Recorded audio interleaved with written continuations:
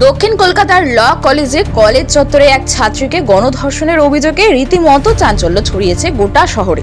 সূত্র অনুযায়ী অভিযোগ পেতেই ঘটনাস্থলে পৌঁছেছে কলকাতার পুলিশের গোয়েন্দা বিভাগের একটি বিশেষ দল। তদন্তের স্বার্থে অভিযুক্তদের জিজ্ঞাসাবাদ শুরু হয়েছে। ঘটনার পর ছাত্রছাত্রীদের মধ্যে তীব্র আতঙ্ক ছড়িয়েছে। কলেজ প্রশাসনের ভূমিকা নিয়েও উঠছে নানা প্রশ্ন।